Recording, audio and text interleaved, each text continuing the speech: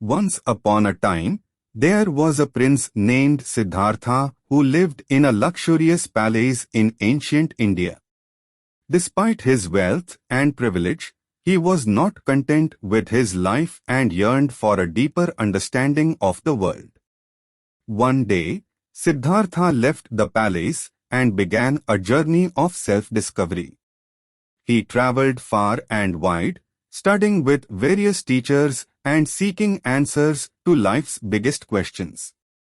After many years of searching, Siddhartha sat down under a Bodhi tree and vowed to stay there until he had attained enlightenment.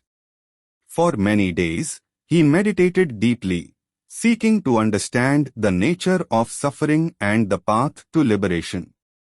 On the 49th day of his meditation, Siddhartha finally achieved enlightenment. He became known as the Buddha, which means the awakened one, and spent the rest of his life teaching others about his discoveries.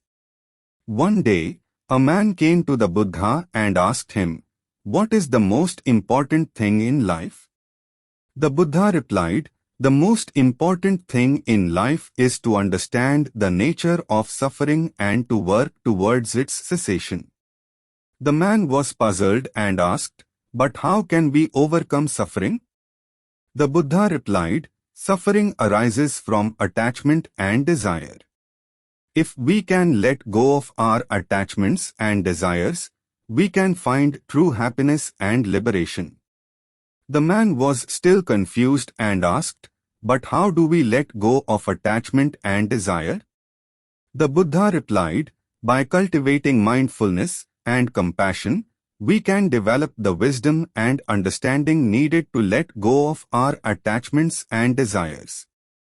We must also practice the Eightfold Path, which includes right understanding, right intention, right speech, right action, right livelihood, right effort, right mindfulness, and right concentration. The man listened intently and was struck by the Buddha's teachings. He realized that true happiness and liberation could only be found by looking within, rather than seeking external pleasures or material possessions.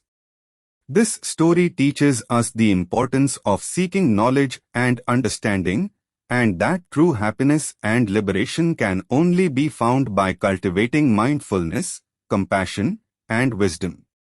It reminds us that our attachment to material possessions and desires can lead to suffering, and that by letting go of these attachments, we can find true peace and fulfillment.